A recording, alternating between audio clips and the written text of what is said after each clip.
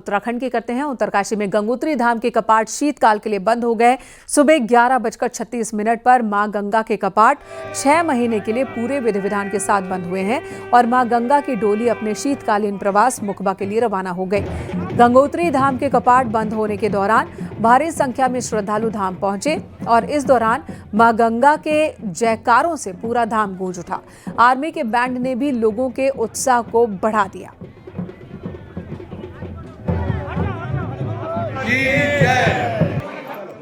हो गया।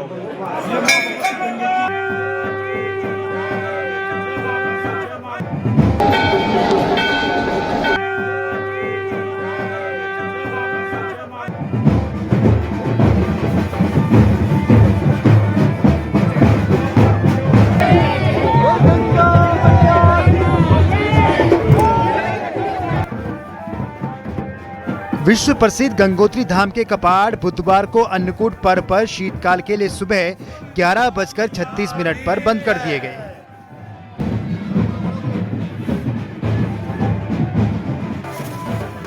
सैनिक बैंड ढोल दमाओं के साथ सैकड़ों भक्तों की मौजूदगी में गंगा की उत्सव डोली मुखबा के लिए रवाना हुई है। इससे पहले विधि विधान के साथ पूजा अर्चना की गई और उसके बाद गंगोत्री धाम के कपाट बंद कर दिए गए।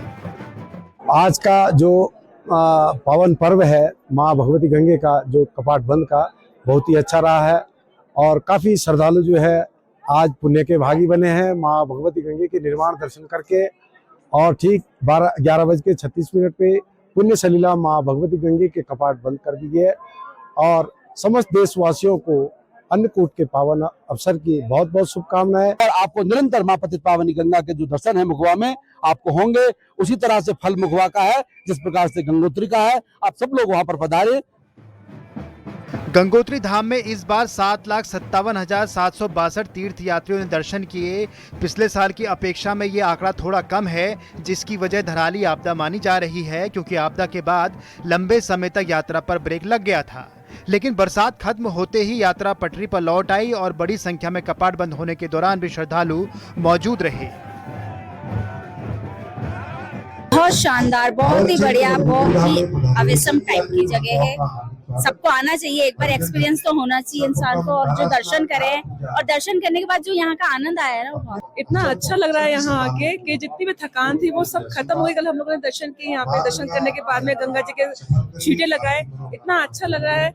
और कपाट बंद हो रहे हैं, हम लोग एंड टाइम पे एकदम आए और इतना बढ़िया लगा यहाँ आगे, बहुत ही बढ़िया रहा। आपदा के बाद गंगोत्री धाम की यात्रा को पटरी पर लाने के लिए सीएम पुष्कर सिंह धामी का लगातार प्रयास रहा। वहीं गंगोत्री विधायक ने कहा है कि अगली बार यात्रा से पहले खराब रास्तों को पूरी तरह से ठीक कर दिया जाएगा। हमारे प्रदेश के यशस्वी मुख्यमंत्री माननीय धामी जी ने पूरा अपने ऊपर पूरा संज्ञान लेते हुए इस यात्रा को पुनः सुचारू रूप से करवाया। बहुत विकट परिस्थितियां थी, लेकिन हम इस यात्रा को अगले वर्ष बहुत ही दिव्य और भव्य जो है और अच्छी होगी। बहुत सारे जो हमारे तीर्थयात्रियों को जो दिक्कतें होगी वो दिक्कतों को दूर करने का प्रयास। मां गंगा की उत्सव डोली मुखबा से पहले माता मंदिर में विश्राम करेगी और भैया दूज के पावन पर्व पर मुखबा गांव पहुंचेगी, जहां भक्त मां गंगा के दर्शन शीतकाल में कर पाएंगे। गंगोत्री धाम के कपाट अगले 6 माह के लिए बंद कर दिए गए हैं और पूरी विधि विधान के साथ कपाट को बंद किया गया है। और सैनिक बैंड बाजे की धुन पे जो मां गंगा की उत्सव डोली है वो आगे के पड़ाव के लिए बढ़ चुकी है। उस समय गंगोत्री धाम में किस तरह का दृश्य है हम आपको दिखा सकते हैं। गंगोत्री धाम में किस तरह से कपाट को बंद किया जाता है। गंगोत्री धाम के गेट लगा दिए गए हैं और जो ताला है उसको सील कर दिया गया है और इसके बाद अगले 6 माह जो पूजा अर्चना है वो मुखबा में ही होगी।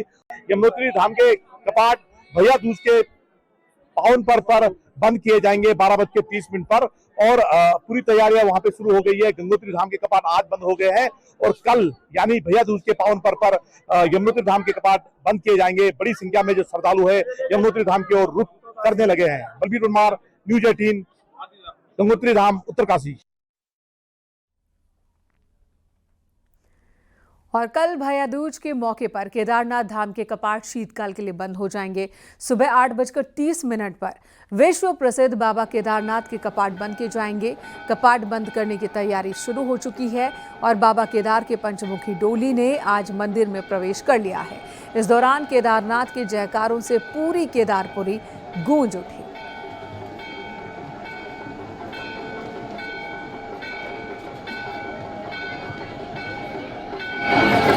ये आज की तस्वीर आपको दिखा रहे हैं जहां पर पंचमुखी डोली पहुंच चुकी है। आप देखिए जरा, श्रद्धालुओं से ये पूरा परिसर खचाखच भरा हुआ था। ठंड बहुत ज्यादा हो गई है लेकिन नंगे पांव लोग पहुंचे। श्रद्धालु इस दिन का इंतजार करते हैं। अब कल कपाट बंद होंगे और कपाट बंद होने के बाद अगले 6 महीने तक यानी कि शीतकाल में केदारनाथ धाम में केदारनाथ बाबा के दर्शन नहीं होंगे।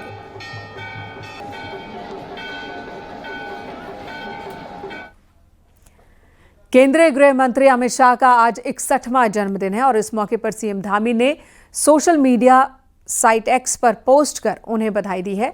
सीएम धामी ने लिखा है, सहकारिता से समृद्धि की संकल्पना को साकार करने वाले और राष्ट्र की आंतरिक सुरक्षा को मजबूत करने के साथ ही कश्मीर समेत विकास से वंचित कई क्षेत्रों को प्रगति की मुख्यधारा से जोड़ने वाले कुशल प्रशासक और करोड़ों कार्यकर्ताओं के प्रेरणा स्रोत केंद्रीय गृह मंत्री अमित शाह को जन्मदिन की बधाई और शुभकामनाएं। बाबा केदार से आपके स्वस्थ और लंबे जीवन की कामना करता हूं।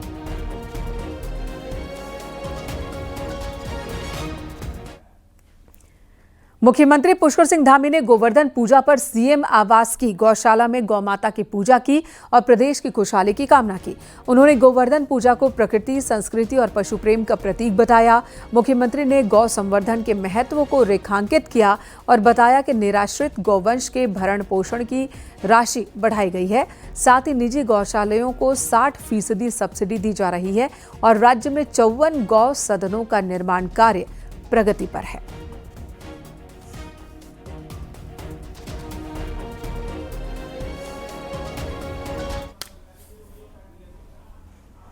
और एक बड़ी खबर, प्रधानमंत्री नरेंद्र मोदी 9 नवंबर को देहरादून आ सकते हैं।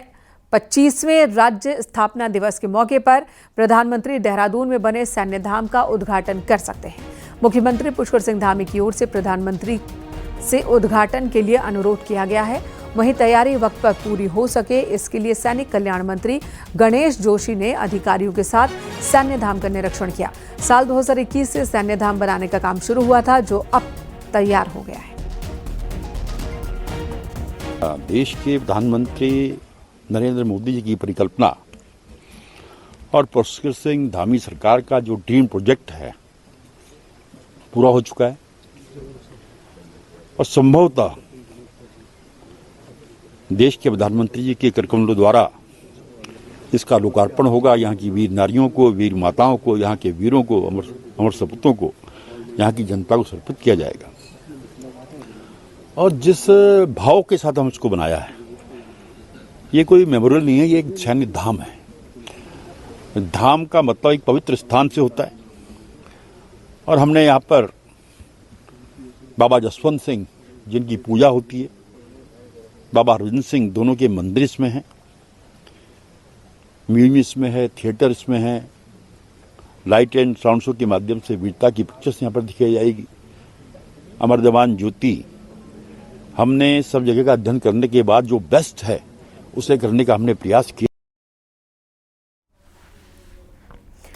खबर देहरादून से, जहां 9 नवंबर को राज्य स्थापना दिवस 25 साल पूरा होने पर बीजेपी अपनी तैयारियों में जुटी है। 1 नवंबर को बीजेपी विधायक एगास पर्व को अपने अपने गांव में मनाएंगे और 2 से 9 तक सरकार की उपलब्धियों को लेकर प्रदेश भर में प्रेस कॉन्फ्रेंस करेंगे। भारतीय जनता पार्टी रजत जयंती वर्ष को बहुत उत्साह के साथ मनाएगी। 1 तारीख को इगास का पर्व है। 1 इगास के पर्व से लेकर और 9 तारीख तक के कार्यक्रम हम पूरे प्रदेश के अंदर चलाएंगे। 1 तारीख इगास के दिन हमने अपने सभी पदाधिकारियों से हमने कहा है कि सब लोग अपने गांव में जाकर इगास मनाएं और इगास के पर्व हर्षोल्लास के साथ मनाया जाएगा। उसके अलावा 1 से 9 के बीच में हमारे सारे मंत्रीगण पिछले 25 वर्षों में भारतीय जनता पार्टी के शासन के दौरान जो विकास कार्य हुए हैं हर विभाग के, उसकी प्रेस करेंगे। मुख्य सचिव आनंद वर्धन आज केदारनाथ धाम पहुंचे, जहां मुख्य सचिव ने बाबा केदार के दर्शन पूजन किए और इसके बाद मुख्य सचिव कल से शीतकाल के लिए बंद हो रहे केदारनाथ धाम के कपाट की तैयारियों की जानकारी लेने पहुंचे। उन्होंने धाम में चल रहे पुनर्निर्माण के कामों का भी जायजा लिया।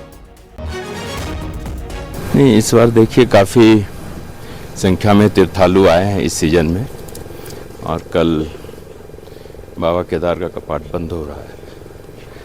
अभी जितने कार्य चल रहे हैं सबों का भौतिक निरीक्षण किया गया, और हमारी कोशिश रहेगी कि आगामी सीजन प्रारंभ होने के पहले सारे कार्य हमारे पूरे हो जाएं।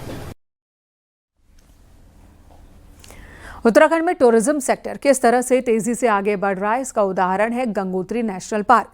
यहाँ धराली जैसी बड़ी आपदा भी पर्यटकों के कदम नहीं रोक पाई। 1.5 महीने तक रास्ते बंद होने के बावजूद अब तक 25,000 से ज्यादा सैलानी और ट्रैकर्स यहाँ पहुंचे, जबकि पार्क बंद होने में अभी 1 महीने से ज्यादा का वक्त बाकी है।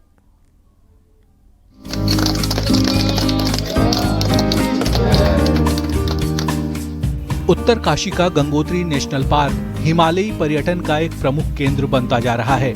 बीते साल जहां 31,000 पर्यटक पहुंचे थे, वहीं इस बार अब तक 25,000 से ज्यादा टूरिस्ट और ट्रैकर यहां पहुंच चुके हैं।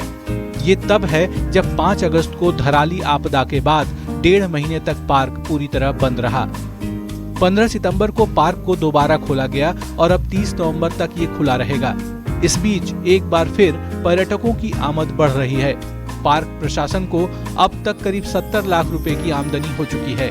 उम्मीद की जा रही है कि आपदा के बावजूद इस बार पिछले साल का रिकॉर्ड टूट सकता है। गंगोत्री राष्ट्रीय पार्क में इस वर्ष जो है अभी तक 25,000 से अधिक संख्या में पर्यटक आ चुके हैं, और जहाँ तक रेवेन्यू का सवाल है तो हमारे पास लगभग 70 लाख रुपए के आसपास हमें अभी तक रेवेन्यू प्राप्त हुआ है। 15 सितंबर के बाद से हमने दोबारा जो है ट्रैक रोड्स खुले हैं हमारे यहाँ, और उसके बाद से पर्यटकों की संख्या में वृद्धि हुई है, और हमें लगता है कि पिछले वर्ष की जो फिगर्स रही हैं ये 30 नवंबर तक हम उन फिगर्स तक पहुँच जाएंगे। वो क्वालिटेटिव टूरिस्ट होते हैं जिनको जानते हैं कि ये एरिया विंटर एरिया है, ठंडा इलाका है, थोड़ा सा ट्रैक भी करना पड़ेगा, और वो डेडिकेटेड लोग होते हैं, पहुंच गए हैं। मैं आशा करता हूं कि पिछले साल का जो 31,000 का हमारा रिकॉर्ड था उससे आगे हम चले जाएंगे, क्योंकि नवंबर 30 तारीख तक हमारे पास समय है। गंगोत्री नेशनल पार्क अपनी खूबसूरती के साथ यहाँ मिलने वाले खास जानवरों की वजह से लोगों का फेवरेट बन रहा है। Gangotri national park snow leopard, भूरा भालू, काला भालू, कस्तूरी मृग और नीली आंखों वाले भेड़ के लिए प्रसिद्ध है। इसी पार्क में स्थित है गौमुख, जिसे गंगा नदी का उद्गम स्थल माना जाता है। विश्व प्रसिद्ध स्वर्ग की सीढ़ियां यानी गर्तांग गली भी यहीं पर है, जिसे 2021 में दोबारा खोला गया था। यही गर्तांग गली कभी भारत तिब्बत व्यापार का मुख्य मार्ग था। कोल्ड डेजर्ट कही जाने वाली नेलांग वैली भी यहीं है, जो कि पर्यटकों के आकर्षण का बड़ा केंद्र है। गंगोत्री नेशनल पार्क न सिर्फ एडवेंचर और ट्रैकिंग का गढ़ बन रहा है, बल्कि ये इकोलॉजी और इकोनॉमी के बीच तालमेल का भी बेहतरीन उदाहरण बन चुका है। यहाँ दिखता है कि कैसे बेहतर मैनेजमेंट के जरिए प्रकृति के साथ संतुलन बनाकर पर्यटन को बढ़ावा दिया जा सकता है। उत्तरकाशी से बलवीर परमार के साथ देहरादून से सुनील नौप्रभात की रिपोर्ट।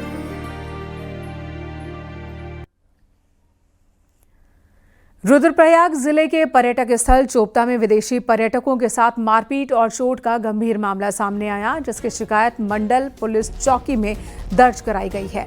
बताया जा रहा है कि चोपता में बंकर हाउस होम स्टे में ठहरे कुछ विदेशी यात्री जब चेकआउट करने लगे तो होम स्टे के मालिक और उसके स्टाफ ने उन पर लाठी डंडों से हमला किया। पीड़ित सैलानियों ने किसी तरह अपनी जान बचाई। मंडल चौकी पहुंचे, वहां पुलिस को पूरी जानकारी दी। सैलानियों ने तकरीबन 8 लाख रुपए की नकदी और अन्य कीमती सामान के चोरी होने का आरोप भी लगाया। पुलिस मामले की फिलहाल जांच कर रही है।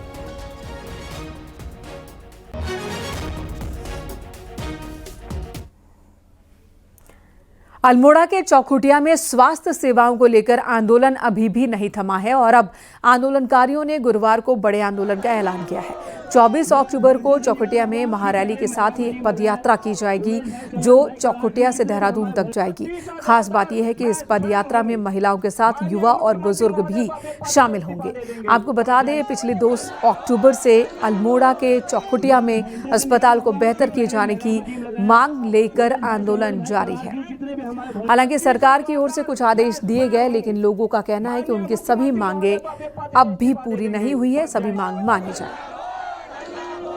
हमारी स्पष्ट मांग है, हमें पूर्ण चाहिए, तभी जाके हम अनशन स्तर से उठेंगे। और जिस क्रम में जो है एक 6 अक्टूबर को भी महारैली की गई थी, 15 अक्टूबर को भी महारैली की गई थी, अभी 24 अक्टूबर तक यदि हमारी मांगे धरातल पर नहीं मिलती हैं तो एक महारैली के साथ साथ मुख्यमंत्री आवास और स्वास्थ्य मंत्री आवास के घेराव के लिए हम पद यात्रा के द्वारा निकलेंगे।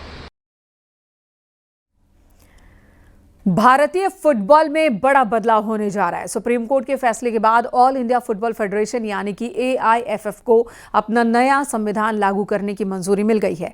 ये फुटबॉल खिलाड़ियों के लिए नए युग की शुरुआत मानी जा रही है, खासकर उत्तराखंड के लिए, क्योंकि प्रदेश का राज्य खेल भी है, फुटबॉल ही है।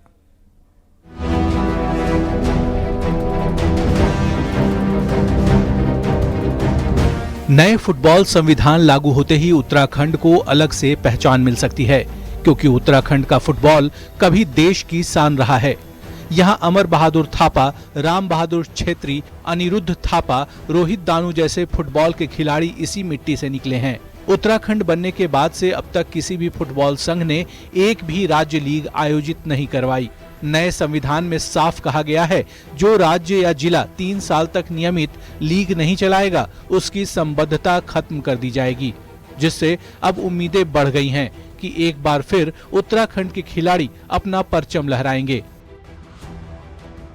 हमें ग्रास रूट लेवल पे काम करने की बहुत ज़्यादा ज़रूरत है कि जो एज ग्रुप है, अंडर 10 है, अंडर 6 है, अंडर 12 है, अंडर 14 है, उनके ज़्यादा से ज़्यादा टूर्नामेंट्स हों, लीग्स हों, ताकि ज़्यादा से ज़्यादा बच्चे इन्वॉल्व हों, क्योंकि उत्तराखंड में पोटेंशियल तो बहुत ज़्यादा है, लेकिन उनको टूर्नामेंट्स की अपॉर्चुनिटी उतनी नहीं मिल पाती है। तो हमारे जो है 11 इंटरनेशनल प्लेयर जो है देहरादून में भी है। सबसे ज़्यादा जो फुटबॉल के जो क्लब्स हैं वो देहरादून में लगभग 3 दर्जन। लेकिन हो क्या रखा है कि जो एक्टिविटीज़ है वो चल रही है, हल्द्वानी से संचालित हो रही है। यहाँ क्लबों को रजिस्ट्रेशन के लिए रोना पड़ रहा है। क्लब यहाँ पे फुटबॉल की लीग नहीं हो रही है। नया संविधान तय करता है कि कोई भी व्यक्ति 12 साल से ज्यादा संघ में पद पर नहीं रह सकेगा, और अब खिलाड़ियों को सीधे प्रतिनिधित्व मिलेगा, जिसमें 3 पुरुष और 2 महिला अंतर्राष्ट्रीय खिलाड़ियों को राज्य संघों में जगह दी जाएगी। इस संविधान के तहत अब किसी भी राज्य फुटबॉल संघ में सरकार का मंत्री या पदाधिकारी कोई पद नहीं संभाल सकेगा, क्योंकि अभी तक उत्तराखंड फुटबॉल एसोसिएशन के अध्यक्ष राज्य के वन मंत्री सुबोध उनियाल थे, लेकिन अब नए संविधान के मुताबिक कोई भी मंत्री अध्यक्ष नहीं बन सकता। अरे साहब, जो सर्वोच्च न्यायालय का जो भी निर्णय होगा सब पे मान्य है, मुझ पे भी मान्य होगा। जब कोई पॉलिटिकल व्यक्ति किसी फुटबॉल एसोसिएशन में पदाधिकारी नहीं रह सकता तो मुझ पे भी लागू होगा।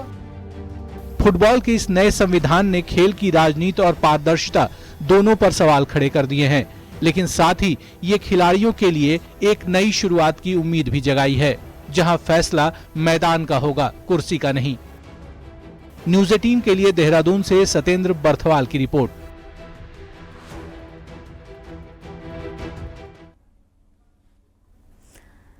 ऋषिकेश से खबर, जहां नटराज चौक पर एक रेस्टोरेंट में एक किंग कोबरा घुस गया, जिसके बाद वहां बैठे लोगों में हड़कंप मच गया। अफरा तफरी के बीच वन विभाग के स्नेक कैचर कमल राजपूत ने मौके पर पहुंचकर किंग कोबरा का रेस्क्यू किया, उसे जंगल में छोड़ा। अभी तक हमने लगभग 20,000 प्लस तो मैंने रेस्क्यू कर दिए होंगे सांप। और फिर करते क्या हैं आप सांप पकड़ने के बाद? क्या ठीक है, हम उनको सेफली रेस्क्यू करके और उनको उनके अनुकूल वातावरण में जंगल में अपने लिया के हम छोड़ देते हैं। कॉर्बेट टाइगर रिजर्व यूं तो बाघों के लिए मशहूर है, लेकिन इसी के साथ यहाँ कई अन्य वन्य जीव भी फल फूल रहे हैं। इन्हीं में एक दुर्लभ शिकारी पक्षी भी है, जो कभी यहाँ प्रवास पर आता था, लेकिन अब यहीं का होकर रह गया है।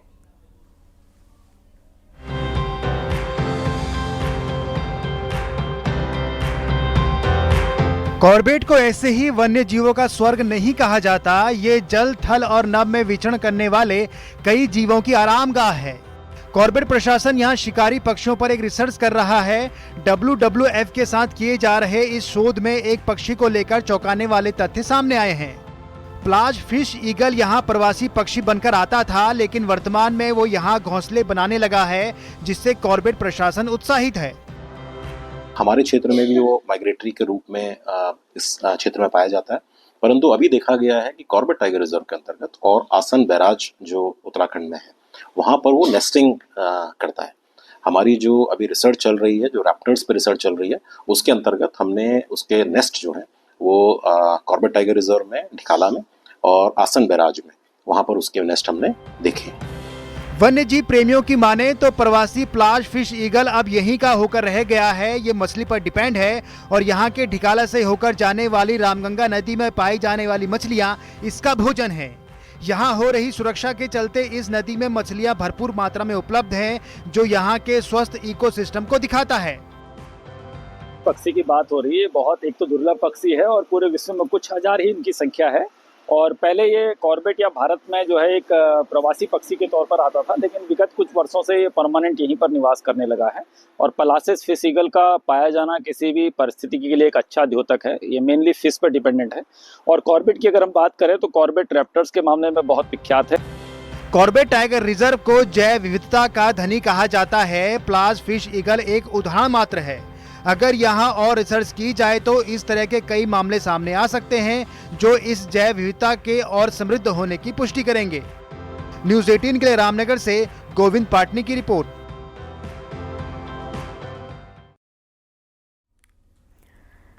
बिहार विधानसभा चुनाव को लेकर बीजेपी अपनी तैयारियों में जुटी है और इसी कड़ी में उत्तराखंड बीजेपी भी ऋषिकेश के मेयर को शंभू पासवान को बिहार चुनाव में लगाएगी।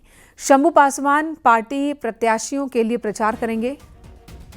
आपको बता दें, ऋषिकेश के मेयर को शंभू पासवान बिहार के ही रहने वाले हैं। साथ ही बड़ी संख्या में बिहार मूल के लोग भी यहां रहते हैं, जो वोटिंग के लिए बिहार जाने वाले हैं। पिथौरागढ़ के लंदन फोर्ट को पर्यटन केंद्र में लाने की सभी कोशिशें अब तक नाकाम साबित रही हैं और ऐसे में अब पर्यटन महकमा ब्रिटिश और गोरखा शासन के प्रतीक इस किले को नया लुक देने की तैयारी में है।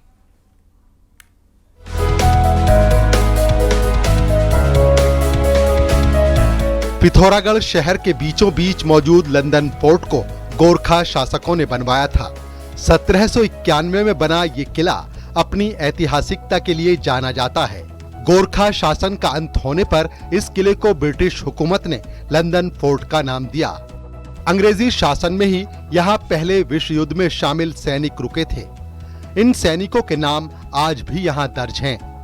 कई हुकूमतों का गवाह रहे इस किले को पर्यटन महकमा अब एकदम नया लुक देने जा रहा है। किले को हेरिटेज के रूप में रखा ही जाएगा। साथ ही अब इसका मैनेजमेंट उत्तराखंड पर्यटन विकास परिषद को सौंपा जा रहा है। हेरिटेज प्रॉपर्टी के रूप में हम लोग आगे बढ़ा पाएं तो ज़रूरत पड़ने पर इसको एक अच्छे होटल के रूप में भी डेवलप कर सकते हैं और इसके चारों तरफ मूवमेंट, स्मूथ मूवमेंट कैसे हो। और जैसे मैडम ने भी ये कहा है कि चारों तरफ हम अगर अच्छी सी मार्केट एक डेवलप कर दें तो उस पर भी हम लोग कार्रवाई कर रहे हैं। किले के भीतर हेरिटेज होटल बनाने का प्लान तैयार हो रहा है। यही नहीं, चारों ओर लोगों की आवाजाही हो सके इसके लिए भी कवायद तेज है। साथ ही किले के बाहरी हिस्से में एक हाईटेक मार्केट भी बनाई जानी है। पर्यटन विभाग किले के बाहरी हिस्से में ओपन थिएटर भी बनाने जा रहा है। असल में किले के बाहरी हिस्से में रामलीला मैदान और जेल है, लेकिन अब ये जेल शिफ्ट होनी है। जेल के शिफ्ट होने के बाद यहाँ ओपन थिएटर के लिए काफी गुंजाइश बनेगी। इन तमाम कोशिशों के बाद अगर लंदन फोर्ट नए क्लेवर में सामने आता है तो ये तय है कि ये पर्यटकों की पहली पसंद बनेगा। न्यूज़ 18 के लिए पिथौरागढ़ से विजय वर्धन उप्रेती की रिपोर्ट।